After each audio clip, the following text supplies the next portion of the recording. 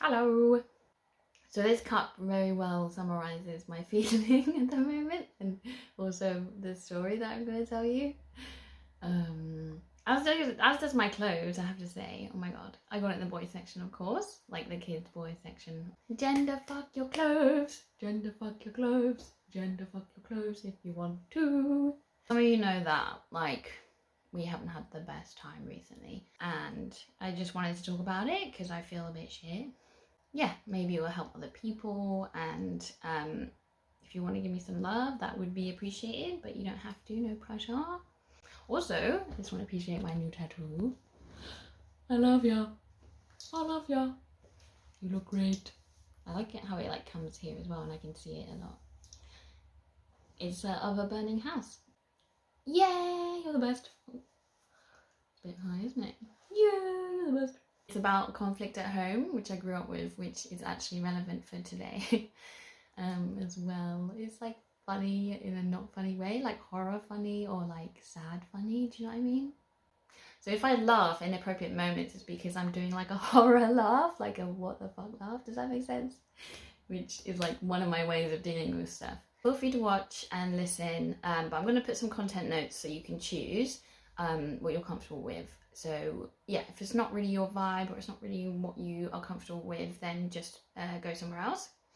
So content notes, quite a lot of them. Content note, authorities, like discrimination, aggression, screaming and shouting, like autism and like, you know, disability and autistic needs, and I guess that's it. Yeah, I guess like having like trauma and like growing up with trauma like connected and like kind of triggering stuff and PTSD kind of stuff. Okay, we got the general gist. Sorry, I'm doing that thing again where I'm like, ha ha ha, that's not funny at all. I guess mental health as well. So I'm going to be talking quite frankly about mental health. Recently, one of my friends that I trusted and someone that I put a lot of energy and resources into, actually like resources I didn't have, into like the friendship and the connection, and like I did a lot for this person. They basically like turned on me recently in my own home and started to like shout and scream at me, and also like became like physically threatening as well. And this is after I've told them a lot of boundaries about how I cannot really cope with my friends shouting at me and screaming at me. Like I can't, I basically don't accept it. Obviously there are exceptions, like if you're autistic and you have extreme emotions, you know, we can talk about that. The thing is, it triggers me and it really upsets me and isn't actually very effective. You know, I grew up with a lot of that kind of stuff. It's just really difficult for me. So, you know, they were they knew all of these things. Yeah, and they knew a lot of things. Like I had to, because of their kind of attitude, I had to do a lot of boundary, like reinforcing and setting, and like I had to be really assertive with them. Because they were my friend, like I just gave them the benefit of the doubt a lot of the time, and you know, I just did so much to kind of celebrate our friendship and, you know, just look past a lot of stuff and yeah, just give her the benefit of the doubt basically. But I did have to say, you know, a lot basically in terms of boundaries, just because they kept like going over them, like seemingly knowingly. Now that I look back, it's like, you know, now I'm like, there's loads of red flags that I should have like picked up, and I kind of did, but it's a bit complicated about being autistic and like whether or not you should trust your sense of perception basically. That's another kind of, that's this whole other video. The reason why this person, you know, the reason why this person like suddenly turned like that is because they kept joking about like doing aggressive things towards me, such as like, you know, if you do that, I'm going to shout at you. If you do that, I'm going to kick you off your chair. You know, this kind of thing that they kept like inserting into their communication with me. And yes, it would be like disguised as a joke, or like, you know, not necessarily said in the most threatening way. But again, I had talked to them a few times about how I don't appreciate that kind of communication. And again, like I know from experience that like some people use that to like try to scare you, to try to bully you, to try to intimidate you. And whether or not this person was using that, you know, at the time I was thinking, again, like giving them the benefit of the doubt, but I still don't accept that kind of communication, because again, it activates me And like, why should I? It's just like, why would you do that? I wouldn't do that to someone, because I feel like I would make them feel like threatened. And as someone who has known a lot of aggressive people, I know that that's what some people do to scare you. And I don't really buy this whole like it's a joke, or like dressing up shit in jokes. Like, a lot of people are really horrible in jokes, and then they're like pretending it's fine. And anyway, so again, it's another complicated thing that also relates to my autism and like my kind of critical social analysis of things. So it was basically because I set a boundary. That's what it was about, setting a boundary. And I did that very calmly and, respectfully. And that's the thing with boundaries. It's like people take them personally and people take them badly, and people can be very aggressive against them, and especially if they are aggressive, abusive people. Like, I know this from my past. I know this from doing this with other people that are used to abusing people. They take boundaries as a form of aggression, or a form of like, we're used to trampling on your boundaries, or we're used to trampling on people's boundaries, so they see that as like, I don't know, but it's difficult, because also boundaries and as being assertive is a way to improve your relationships and like create the kind of safe environment that you're happy and comfortable with. And as an autistic disabled person, and a queer and trans person, it's like important for me to have certain standards of behavior so that I can maintain my capacity and exist in like a safe and peaceful situation. Yes, that's one of the reasons why I'm so upset about it, is because, a lot of people have said, and I keep trying to work out, because I've like experienced like a surprising amount of violence and aggression in my life, and I think like a part of me is wondering like, what is it about me that like draws this kind of stuff? And I keep trying to like work it out and solve it and like reduce the possibility of that happening. And one of the ways I've been taught to do that by like professional therapists and experts in the mental health field is by calmly talking about boundaries when necessary and being assertive about my needs. And that's exactly what I've done, but then it's happened again. And so I feel quite disillusioned about like, so what am I supposed to do? I'm just like feeling really trapped about it. But it also, for me, I kind of came to like this insightful bit. Like, I've had a lot of insights. I'm doing this, they actually are insights. I'm a bit like, well, maybe that's why a lot of people aren't very nice. It's because like being nice doesn't work, and putting boundaries and being assertive is also really risky, and like can provoke like a bad, aggressive behavior in response to that. So your only other option really is to be a fucking asshole. So, maybe that is why. I don't know. So there's some exciting like stuff around like changing the culture so we like graciously understand and accept boundaries and people being assertive and stuff like that. I do a lot of self-reflection, and like I really try to like act in line with my values, and I have to like stay quite calm in order to do that. So it's a lot of like labor, but I am pretty sure that I didn't do anything wrong in this situation. So I do a lot of self-reflection, and if I did do something wrong, I'd be happy to apologize. And like, I'm really into accountability, and some people will know that like I'm really up for accountability. So I'm like, if you want me to be accountable, just let me know. Oh God, I've got to tell you what it was. Oh my God, it's so embarrassing. But you know what? I do want to talk about this another day, because I think it's kind of cool. All right, so okay, content note like farting.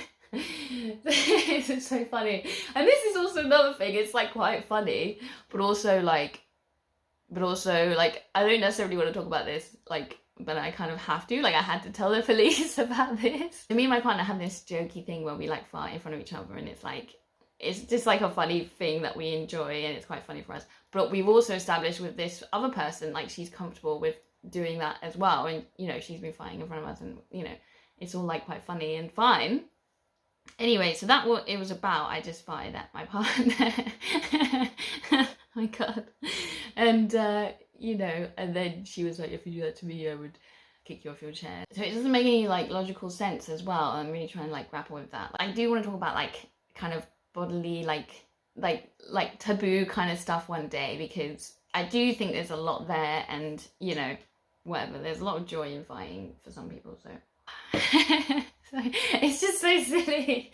Sorry, it's just, I think it's like a bit embarrassing as well, but whatever, we all do it. And then she was like, farting is an act of violence, and I was like, no, I really mean it. Like, please don't do that. Like, please don't like threaten me in a joke kind of thing. From that point on, like, she just became incredibly hostile, and like, but also like having basically a kind of cold tantrum kind of thing. And it got really awkward in the house, like, because she was visiting, and yeah, like after quite a while of her basically ignoring me and being like a really hostile vibe, I was just like, look, if you're not gonna like talk to me about this, or if you're not gonna like understand my needs, like, because for me these are like mental health needs, and you know, technically like autistic needs, and also ties into my disability, because like if I get really stressed out and threatened, or like feel threatened by people, it starts to impact my physical health, and yada yada yada yada, as I've explained to this person, as she full well knows. So I just keep thinking of the farting.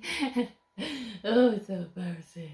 Yeah, so I was like, if you're not gonna like talk to me about it, or like apologize, or like respect my needs, like I'm gonna have to ask you to leave. And she just started shouting and screaming and was like, excuse me, blah, blah, blah, blah, blah, blah, blah, about everything. And she was saying how farting is an act of violence and stuff. And it's like, it's wild to me, because I'm like, if you were joking, right, which we're all gonna assume you were joking about it, then, you know, like, why are you using that as a point? Like, you actually are taking that seriously to yourself. I just laughed at that when she said that, because I know she wants me to be scared, but it's like, you don't know, like, you don't know how much of this I've had to put up with, or like manage, or like survive through. So you know what, like, let's go. Not really. I'm not up for this kind of stuff, okay? But I'm definitely used to it. But I said what I said really calmly, because I was like, I have to remain calm for a lot of different reasons. But with my upbringing, it feels very like, you know, why are you letting this person shout and scream at you, and or you're remaining calm and stuff? Like, my impulse is to like, you know, protect myself, and including, yeah, I just feel a bit like, not ashamed that I like managed to be calm, but yeah, I don't know how to describe it. It's just a bit, it just doesn't feel level. Do you see what I mean? Like, maybe I feel like I should have defended myself by also like, you know, shouting back or whatever. But really, I really like, really don't like that. And I try to just remain calm, or like, that's the best way to handle conflict, I find. Like, I think it would be worse, and I think it would put me at more risk if I also like turned really aggressive and stuff like that, even though it is like self-defense. But it's just like, yeah, anyway. So yeah, and she was like, she like kind of came towards me and like put all her stuff down really loudly, like became very broad and like took up all the space. And like, I tried to like, I was just calmly saying like, please don't shout to me. I can't really remember everything she said, because in those situations, like, sometimes my trauma means that or the memory just goes, or lots of bits of the memory just goes immediately, because I'm trying to focus on other things. I'm trying to focus so much on like remaining calm and like acting like within my values and like civilly, basically, but like also trying to work out what to do and like communicate with this person in a way that is like the least worst way. So I was just kept saying that really calmly, and she was like, I'm not shouting at you, like, while she was shouting and screaming at me. Yeah, I really hate it when people do that. So many people have done that to me, where they're shouting and screaming at you, and you're like, can you stop doing that? And they're like, I'm not doing that, whilst they are literally doing that. It's like active gaslighting. And I tried to like walk into the living room, just because I just felt like doing that, and probably felt like getting like not so close to this person. But they wouldn't move, and like they kind of blocked the way, and like basically like refused to move, and like caused an obstruction to what it was obvious that I was trying to do that, but they were blocking the door. But I actually wasn't paying loads of attention to that. It was only afterwards that I was like, oh, that was kind of fucked up, like, you know, that she was being like physically threatening in her demeanor. And then I just kind of stayed in where I was originally, like right in front of her kind of thing, or like we were quite close, and I was just finishing like making my tea whilst this was happening. I just think she was saying like quite horrible stuff, like mocking me about like my beliefs around consent, and basically trying to accuse that I was non-consensual because of the fighting thing. I don't know, it was like trash, basically, what she was talking about. And she was like, you have no idea, blah, blah, blah. Just being like a horrible dickhead. I was just like, you need to leave my house. And that's the thing, like, she was refusing to leave my house. This is in my own house, okay? In my own house, which I have spent so much time and effort to try to make a peaceful place, which is away from violence Just fucking rude, man. And so I'm smiling at something else, like the fighting thing again. I just kept repeating, like, you need to leave, you need to leave. They were basically refusing to do that. And so I was like, okay, well, I'm going to call the police then. Yeah, and that's what happened. Because I really didn't feel safe. And you know what, like, me being like conscious of them making like threats in jokes and threats in our communication in general, like, I was right. Like, I was right. Like, my body and my mind was actually very accurate in being conscious about that and not being happy with that, and like being wary of that. I was literally on the ball. This like kind of stuff really affects my mental health a lot, as this person knows. And you know, they had a rough upbringing as well, and that's one of the things we bonded on. And I guess that's a part of the upset. It's like, this person knows so much about like my marginalization and my experiences and like my needs, and also like my background and what really messes me up. And you know, they basically did all the stuff that really messed me up. It's just not on. So yeah, so the police came, and I really hate engaging with the police. I've just got like very strong feelings about them. However, I was like, what else am I supposed to do? I'm not gonna put up with this behavior. I need to get this person out of my house. And also, it's just you know, when nowadays, if someone's like violent and aggressive towards me, and I feel at risk, you know, possibly physical risk as well, like, that's what I don't really know what else to do. And that is technically their job, and that is technically what they are supposed to do as well. And again, like, it really pains me to like compliment the police, but they did really well, and they were very calm, and they sorted out the whole situation really well. And yeah, escorted her out basically. Yeah. Yeah, I just feel like, I don't know, I just already have like quite a lot of other serious things happening at the moment, which you also knew, that have been very difficult to deal with. Like, at least 3 other very serious things happening at the same time at the moment, and like, this is really not what I like needed, or like I don't have the capacity for this, but I like have to deal with it. I'm a bit like, why does this always happen to me, like, or like a high proportion of the time? I don't understand. Like, I think I've got like fuck with me like written on my face.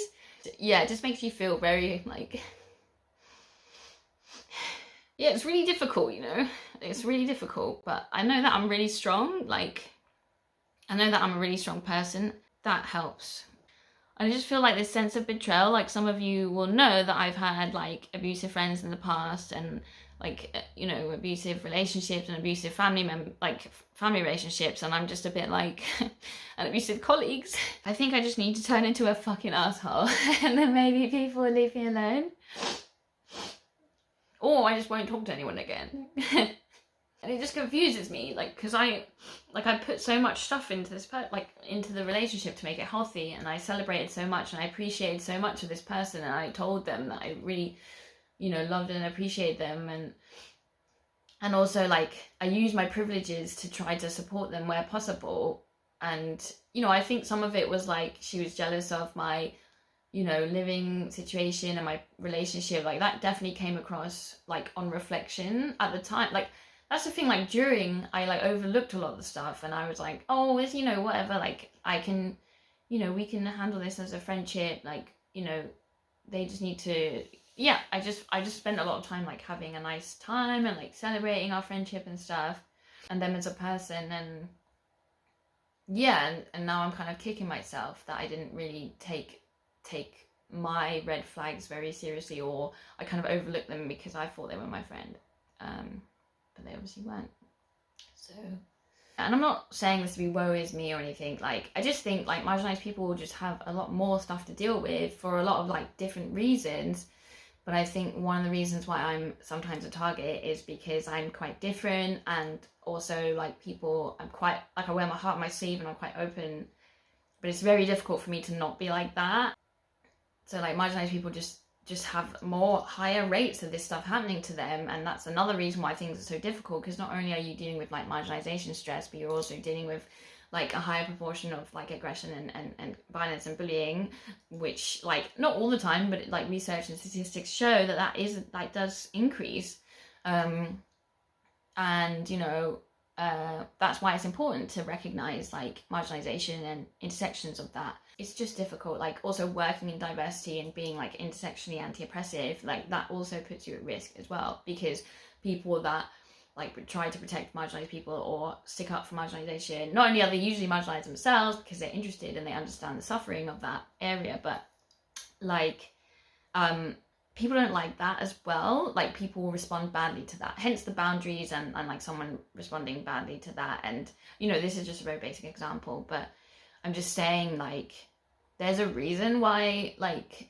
lots of stuff happens to me, you know, probably a couple of reasons. But it also, like, as an autistic person, like life is actually just intense even at its best. So I experience things very intensely anyway. I'm a really intense person, and I kind of have been self-conscious about that before. Like other people find me intense, and that is the case. Like that is how I'm like. I can't really do anything about that. I have tried to do something, you know, I have tried to not be intense, but actually it makes me more intense. Like if I tried to like assimilate into the normative culture, and if I tried to like reduce my intensity, it just doesn't work. Life at its best is already like a lot.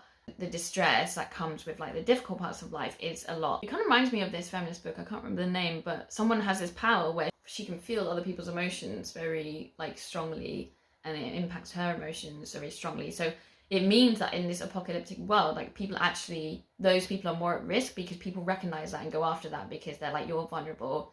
And I feel like that's a little bit similar to my situation in general, like because people can see that I'm vulnerable and see that as a weakness or like something to mess with, then, you know, then it seems like that happens. And I'm not saying like, obviously this happens to a lot of people. I don't know what to do about that because I don't know how to like, it's just, I just am vulnerable in terms of like, that's how I want to be in life. And obviously I need to learn like how to have like boundaries, which is what I was trying to do, and also like be like selectively vulnerable. Like I understand that, but it's just very difficult for me, and I have to like actively learn that. And I have tried those things, but it's just, yeah, it's just complicated basically. Thankfully, like my stepmom, who I haven't had a good relationship with in the last couple of years, but she came over and like was like around when the police were here, and you know, I really appreciate that. And it was like a nice bonding and kind of a repairing of some of that stuff. She's a badass. She's like really good in the crisis as well. Like I'm quite good in crises as well. And yeah, she was just feeling very protective, and I appreciate that. And like my body went into shock afterwards. Like I was really shaking and I was in a lot of pain. I think I've explained before that one of my disabilities, if really stressful things happen, then my physical pain gets worse. So I was like firing on all cylinders in terms of being like messed up afterwards.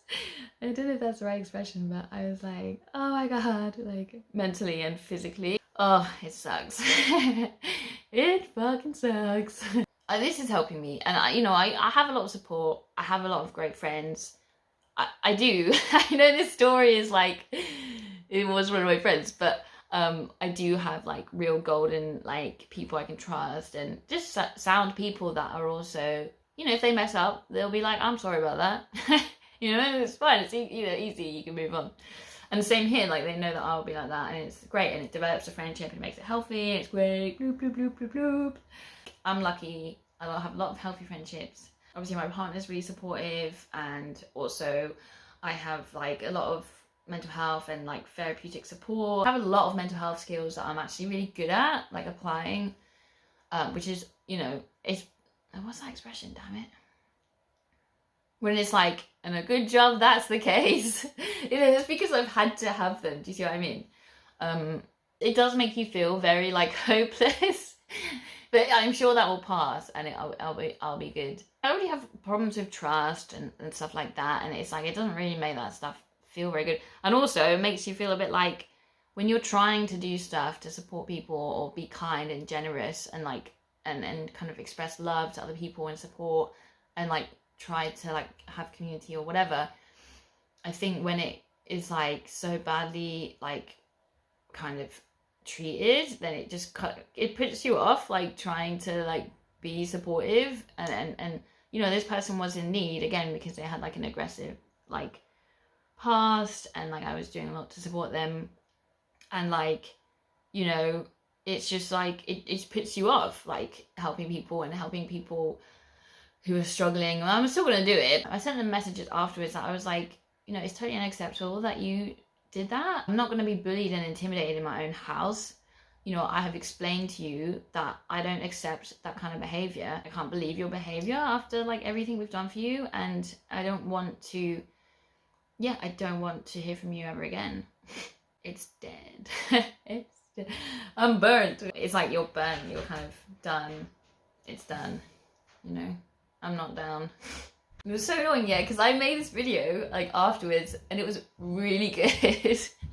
I was like funny, I know it's kind of arrogant to say, but it was like hilarious, and you know, it was a lot of like energy to make, and it did help me, but long story short, I basically lost it because of like a rookie error.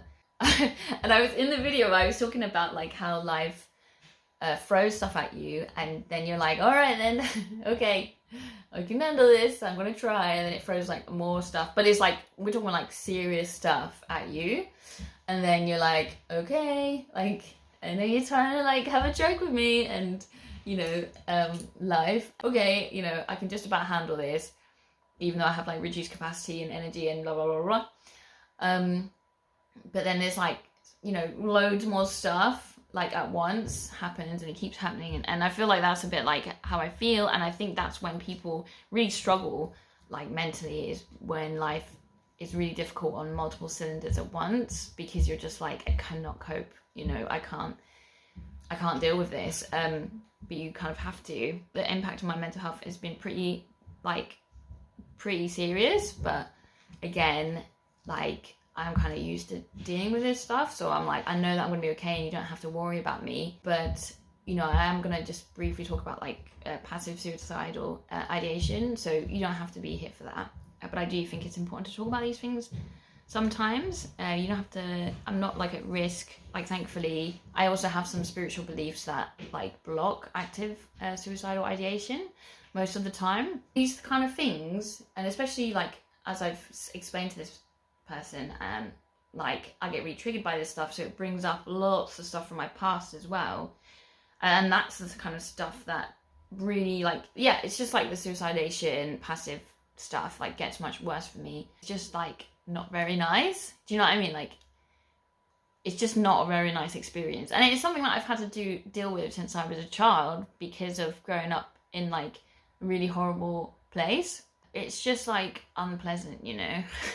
It's unpleasant. Just wanted to share because I just think it's important, and it's brought up like a lot of thoughts for me, and I think it relates to a lot of like my areas of like knowledge as well, and kind of expertise, and hopefully, you know, other people will feel seen or understanding or can identify with what some of the things that I'm saying.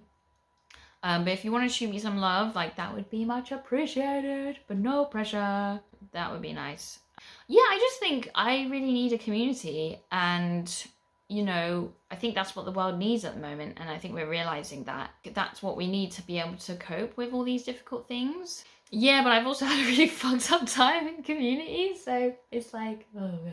I'm sure there's a way for me to make like loving, supportive, intersectional, eco communities that are anti-oppressive. You know, there's definitely, it's possible, and I'm gonna do it one day, and it's gonna be great. So yeah, thanks for listening to my story, and I hope you are okay, and I'm okay. I feel better for talking about it, to be honest. Being able to articulate things really helps me, because I can't really bottle it up inside. It like festers and like becomes really, really bad. So I'm not gonna do that. I have a therapist appointment coming up soon, so she'll be able to like sort it out, basically. I love my cup. Isn't it relevant? Relevant. Whenever I use it, I'm like, yes, that is exactly the vibe. That's exactly, every time I use it. I'm gonna go now because I don't want this to be too long. Is that it? Oh my god, it's only been 6 minutes. Actually, that is pretty wild. Oh wait, no, that's something else. No, never mind. I do think I should be proud of myself for like maintaining calm. I did a similar thing at work actually, when my manager was shouting at me loads. I was just like, stop shouting at me. Like repeatedly, like, no, I'm not going to accept this behaviour, manager. If you're going to talk to me like that, I'm not going to communicate with you. And that's a part of some of the things that I've talked about before about regulating your emotions. Like, there's quite a lot of reasons why it's a good idea for me to remain calm in those situations. Firstly, it helps me to make like effective decisions in the moment. Secondly, it means that I'm not culpable because I didn't do anything wrong. Even though it's like, it's complicated, I think you're allowed to be angry and aggro towards someone that's angry and aggro to you in terms of like self-defense, but I think it's more likely things are going to go out of hand, and it puts you more at risk, and like arguably, but it also allows me to act in line with my values. And my values, like, I really don't like being overly aggressive, like full stop at all. So I really try to really not do that. Like, I put a lot of energy, and it's really worked, and it also means that I'm just happier, and it's just awesome. But when I was a kid, there was a lot of fighting, and you know, you had to defend yourself and also like fight. The emotional like regulating part of it also, it kind of shows things for what it actually is, because you're in a situation where, like in this case, someone's being like an asshole and you're not, and you just like, you don't feel as like immoral afterwards. Basically, one of the things that happened when I was younger is like, people would be aggressive, and then they'd be aggressive, and then they'd be more aggressive, and then they'd be more aggressive, and so on and so forth. And it, you know, things got really out of hand. I think I should be proud of how I acted. It was a lot of labor. I feel like I was able to make like the right choices because of that. Yeah. Go me! Yeah! Woo! Navigating violence and aggression and shit. Obviously, I'm quite angry about what happened. I feel quite betrayed. There's a lot of stuff which, you know, is totally fair enough, but there does exist some compassion for that person, and you know, the fact that obviously they have mental health problems and they've had a rough time, you know, as have I and as am I, kind of thing. I blame like the wider society and like systemic oppression for these kind of things, and whilst I'm not trying to like take away responsibility from this person, like I think it helps me as well to like not get lost in like rage and like grief about it, to be like, you know, I think that the oppressive world created this situation, or created a more likelihood that this kind of thing would happen, and the same for like all the other bad stuff that's happened to me. So it helps me like intellectualize it like that, and kind of just feel less angry towards this person, although that is there and it deserves to be there as well. And it kind of still feeds my drive for like the anti-oppressive work that I do. I think that does help. Yeah. Thanks for listening to my story. Hope you're okay. I'm okay. Bye. I'm gonna be updating quite a lot at the moment because I have lots of great ideas. I have lots of great ideas. And so yeah, I'm gonna do a lot of videos, mainly on my TikTok. So yeah, stay tuned. I remember my last video, I said something about like subscribing, but it was like a joke, and I was like, oh, I sound like a really corny like YouTuber. Thanks for watching my video about really fucked up shit. Please subscribe. Look after yourselves.